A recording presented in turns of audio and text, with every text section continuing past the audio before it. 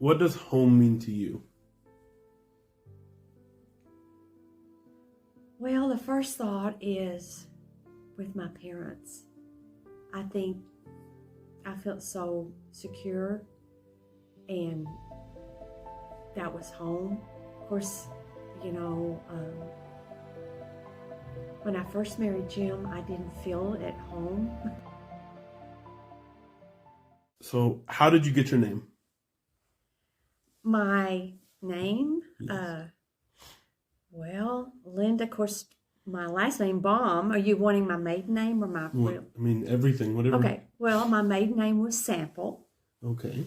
And I wasn't born here. I was born in Monahans on January the 18th, 1953. Mm-hmm. My dad worked in the oil field, so we moved here, and then we moved to New Mexico for about a year and a half because I had asthma a lot as a child. And so we lived in trailer houses, trailer parks, which now it's mobile homes and whatever. And then we moved back here. I went to the first grade in Artesia, New Mexico, and we moved back here after that. And I've been here, I'm 70, and I've been here 68 years. Nice. And Baum comes from my husband, Jim Baum, Indeed, so. indeed. So Linda, yes. Yes. Okay. What year did you learn to ride a bike? I think probably 5, maybe at age 5. I know we were in New Mexico. I got the little bike with the trainer wheels. 5 to 6. Nice. Do you remember what color your bike was? I don't. That's fair. But I can tell you about other toys. Indeed. Okay. What is your favorite home cooked meal and from who? Well, it would have to be my mom. She was a good cook. I would probably have to say fried chicken, mashed potatoes, salad, whatever else she added. For sure. Because Nice. I think I've only fried chicken once, and when I saw it was kind of pink at the bone, I never cooked it again. I didn't get it. I didn't get it cooked well enough, and chicken scares me. I mean, because you can get sick from eating chicken that's not cooked well enough. Sure, So I'm not a chicken cooker. For sure. What is your story? Well, probably the most different thing about me is I was born to older parents. My mother was 45 and my dad was 54. They both had been married before. My mother had a daughter, but her husband, when she had her in, I think it was 1927, my mom's first husband got killed just 2 months later. And so she lived here, and she lived with my aunt and uncle. And my dad was from Oklahoma, and he was married and had 2 sons. And I didn't know about them until I was in my early 30s. I mean, I knew he had 2 sons, but he told us they were killed in World War II. My dad was in both of World War I and II. And apparently the divorce between my dad and his first wife was not good, so he never heard from his sons again. I grew up as an only child, spoiled, yes, but I was a good kid, though. If I got out in public, believe it or not, as a little girl, I was shy. I was shy in school. Now, if I knew you or talked to you, some, I could be crazy and fun. Not many people saw that in me. But as I got older, a lot of my jobs have been with the public, so it just opened me up. And I've been a jack of all trades, a master of none. I've been a dental assistant. I've been in sales like Dillard's. I've worked at Perkins. I have been with mortgage loan processing, and then I have been a radio station owner. So, Okay, so what's your favorite thing?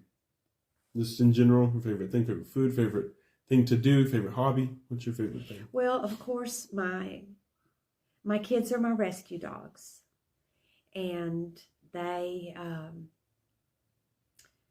they're the ones which, like many people, the dogs are like many people, the people that they're not the unwanted, the rejected, the thrown away, and they become the best dogs. And not because I still like pedigree dogs, but I don't need to pay $1,500 for a dog. Not when I've got a great dog at home that, Mm-hmm. I'm always for the underdog, whether it's a dog or a person.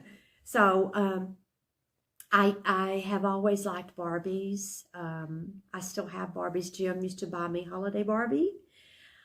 And, he passed away in 2018. So I think 2018, 2019, I bought myself Barbie. But now it's not of interest anymore. And I have holiday Barbies, and I have I Love Lucy dolls made by Mattel. They're the size of Barbie. But it's the different shows that I Love Lucy, the old I Love Lucy. But I always love dolls. But I really have tried to become a simple, peaceful life. Losing your spouse is one of the worst things ever. And then I had a radio station to take care of until I could sell it, which was for 2 years. I felt like I knew there's areas that God was trying to work on me, because we all need to change. We need to be a better person in some areas. But when he finally sent somebody to buy the station, it was the right person for the station.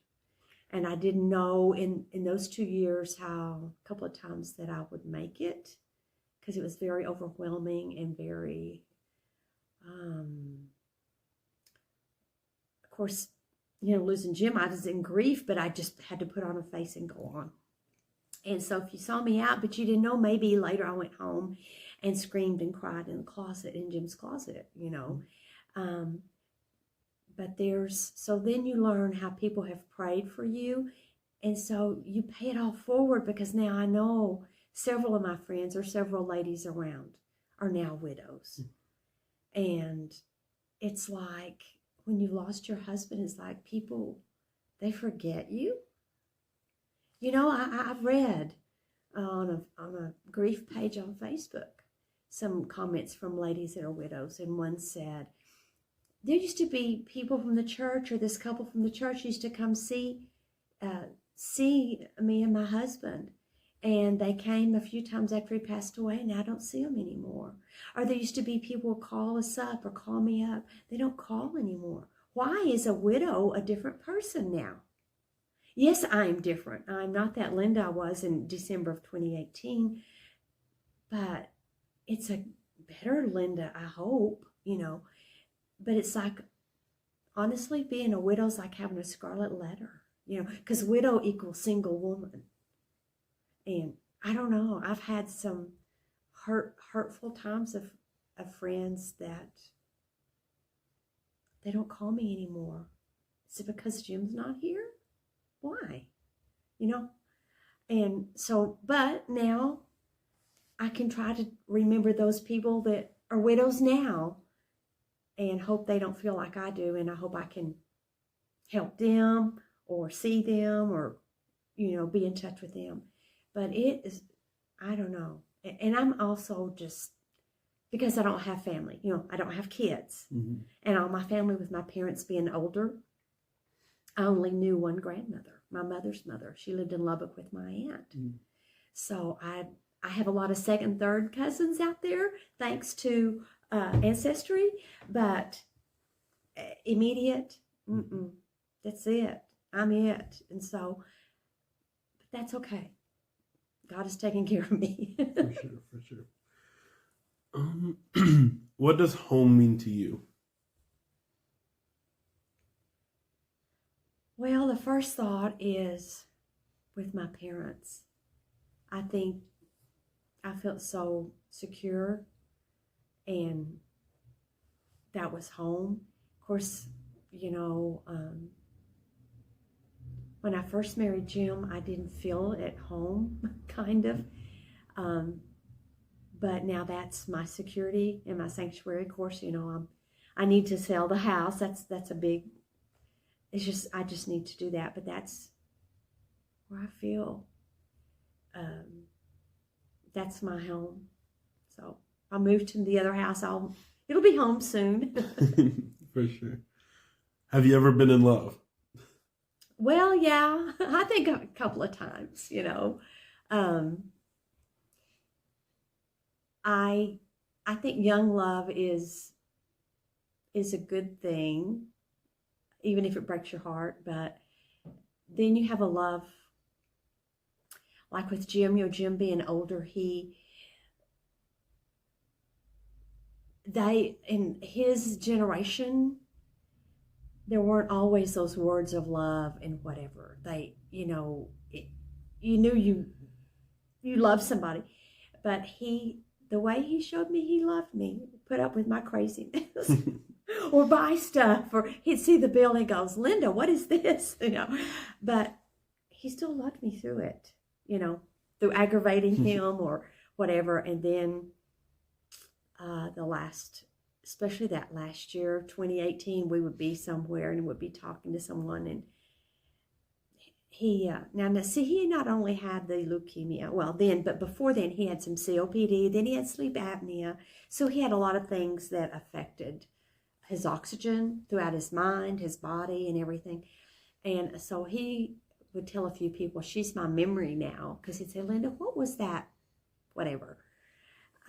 But he, in his final 30 minutes of life, he managed to open one eye and look at me. And I started talking to him, and then you're in now I think if I could do it over, the things I would say, but I immediately started saying, "Jimmy, do you want to see the dogs?" I mean, like I said, those were our kids together. And I said, "Do you want to see our dogs?" And I called one of them's name, one that loved him, just loved him. And she's never been quite the same since he's been gone. But that was the final act of love right there. And he looked over with his right eye, and then just probably seconds, he closed his eye, and then probably in just a minute, he just kind of dropped his head. And it was peaceful. It was the breathing. Leukemia, one of the affects your breathing, so he had so much. And the leukemia was so aggressive. It had, filled his body with toxins. And he had one kidney from having kidney cancer. He only had his right kidney. So it was okay. If God asked me if I wanted to go that way, I'd say yes. And I know if Jim walked in right now, it's like, "Is that the way you want it?" Yeah. Given 6 months and you died, pass away in 10 days. Yeah. That's the easy way to go. For sure. Other than just go to sleep and never wake up. Yeah, for sure. What hurts the most? Okay. Of course, Jim being gone. As I've read and told and talked to other widows, the grief is there. It's just that we manage it in a different way. And I think probably I'm the best now that I've been in the past 4 years. Jim, he just never wanted to leave me alone by myself, but he should know I'm strong. And God's even made me stronger and provided a way for me. So while I miss Jim, it's like, he's in a better place. I miss my parents, like I said, I lost them both when I was in my 20s. And so I've been without them for 40 years. And it really hurts me when I lose one of the dogs, because here recently it's been either a cancer or their back, something that's deteriorating. And there's nothing to make them okay. And I just I like it if they happen to pass away on their own, but I hate it to have to take them to the vet. But It's too bad.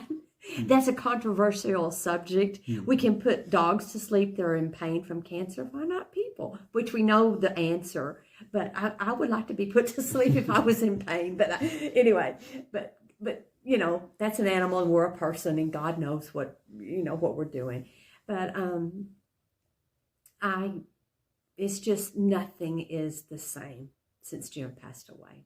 Nothing that I knew, the life that I knew is gone. And so everybody that is become a widow, I think widowers, men, I'm sure there's some very soft-hearted that cry for their wife every day, but most widowers I have seen around here have been very strong. And but we do have more widow ladies here. But it's just a whole new path. And it's your path and you have to figure out how to walk it. And I don't think I healed very much in the first 2 years because of having the radio station. Have to be out there. I would stay late in the evenings and I slept. That was just from everything, I'm sure. But I couldn't wait to get home and feed the dogs and eat. And I would start watching TV and I would sleep in my chair every night. And then I'd get up and go to bed and sleep. Sometimes my sleep wasn't as good because thoughts would go through my head. Oh, what have I got to do at the station tomorrow? Oh, I have to go get some new ads from blah, blah. And there I had to write a new ad. But somehow I had a little spark of creativity, which I'm not a creative person. But sometimes if you do things, you're surprised what you can do. So that was the hardest time of my life. Ever. For sure. Okay, so I'm going to say 3 words. Okay. And so if you'll say a word that comes to your mind, a word or a phrase that comes to your mind Okay. when I say each word. Okay. Success. Happiness? No, that's not what I want to say. Humbleness. Okay. Passion. Love. And then love. Oh. That's the 3rd word. Let me think. How do I want to say that? Making allowances. And there's a story behind that. Do you want to share? Go for it. I can. Yes. When I first met Jim in October of 1991, we were at a Halloween party. And I grew up when we lived here. My mom always had KVMC on. We listened to the news, but I didn't get to hear it. I was in school and then I went to work. I didn't always get to hear noon news, 5 o'clock news or whatever. So I always felt like I knew Jim, So I saw him at this Halloween party. I went up and called him Mr. Baum and we visited a few minutes. And so then we kind of kept talking the next day. And so his daughter was getting married. This is about a week after we met. And he first invited me to the wedding and I said, no, I don't think I should go. I mean, that's her wedding. See, her mother had already passed away. And so I didn't feel that was right. But I said, I will come down to the Civic Center. They were going to eat and have a dance. And I said, I'll come down to the dance or, if you want to come pick me up, I'll come for that. Okay. So I got ready and I knew with the wedding, by the time everything, it would be like 8 or so. But I did my nails and I got all ready. So phone rings. It's Jim. He said,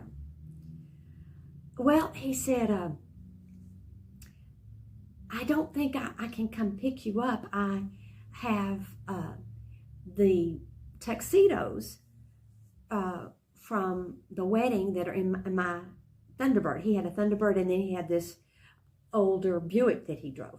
And he said, my daughter needs the tuxedos to give to her in-laws to take back to Lubbock.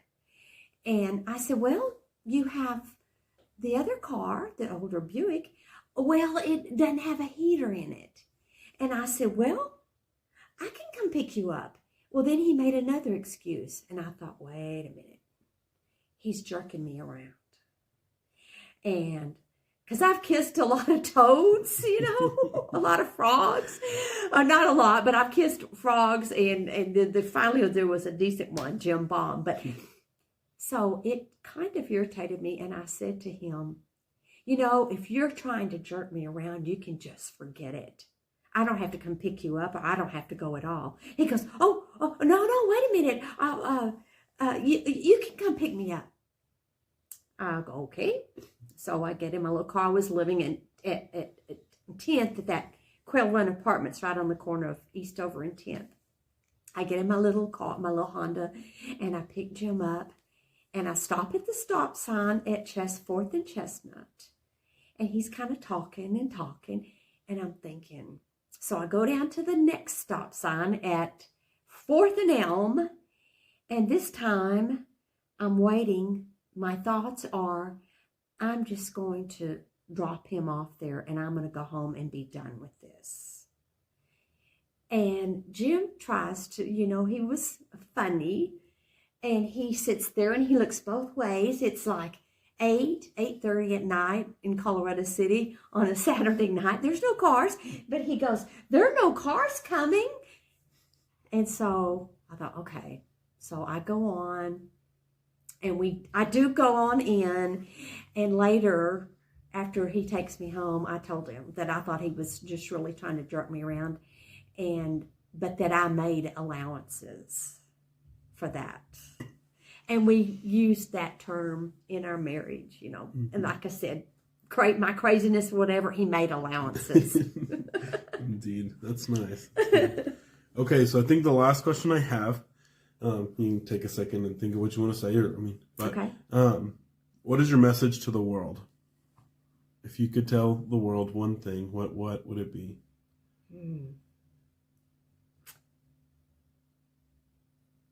I would say believe in yourself. Sometimes knowing what you should be doing in your life, or your confidence in yourself,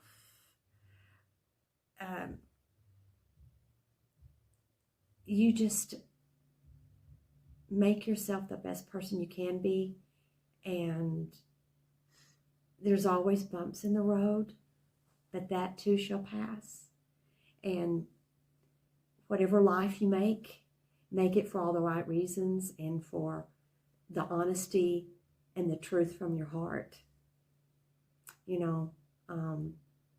Because I haven't always been confident, and Jim was always so comfortable in his skin. But I've learned things from him even after he's gone. And just know that you can survive, because I realize, we've all seen the print, the picture of the footprints in the sand. And yeah, like I said, after he passed away and I had the radio station, I know who carried me. I don't know how I did it, but yeah, I say that, but I do know. But yeah, he carried me, and if you just believe and always have good intentions from your heart and be real with people, that's what you want to give the world, is the real you.